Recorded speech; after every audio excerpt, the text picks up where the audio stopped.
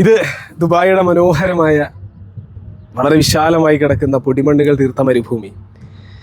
ദുബായിൽ തിരക്ക് പിടിച്ച ഒരുപാട് കച്ചവട ഇടങ്ങളുടെ ഇടയിലും ഇങ്ങനെ ആരും കാണാതെ ഒഴിഞ്ഞ് ശാന്തമായി മണ്ണും കാറ്റും പ്രത്യേകിച്ച് സുഗന്ധങ്ങളൊന്നുമില്ലാത്ത വെറും ചൂട് മാത്രം കൊണ്ട് ഇവിടെ ഒറ്റയ്ക്ക് കിടക്കുന്ന മരുഭൂമിയുണ്ട്.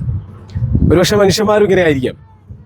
എല്ലാവരുടെ ഉള്ളിലും ചിരിച്ചും ആർത്തും ഉല്ലസിച്ചും തിരക്കിലും ഓടി നടക്കുന്നതിൻ്റെ ഇടയിൽ ആരും കാണാതെ ഒഴിച്ചു മാറ്റിവെച്ച ഇതുപോലെ തരിശായി കിടക്കുന്ന ഒരിറ്റു വെള്ളത്തിന് വേണ്ടി, നാളെ മുട്ടിട്ട് വിരിയാനുള്ള ഒരു പച്ചപ്പിന് വേണ്ടി ദാഹിക്കുന്ന ഒരു മരുഭൂമി ഉണ്ടായേക്കാം.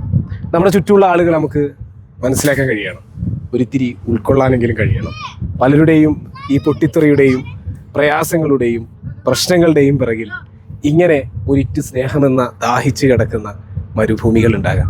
ഇതിൻ്റെ ചൂടാവാം നാടാകെ അവരുടെ മുഖത്തും പ്രകടനങ്ങളിലും സ്വഭാവത്തിലും പ്രതിഫലിക്കുന്നത് താനും. നമുക്കും ഒരു മഴയായി മാറാം. ഒരുപാട് ആളുകളുടെ മരുഭൂമികളെ തണുപ്പിക്കുന്ന മനോഹരമായൊരു മഴ. എങ്ങനെ മഴയാകാം?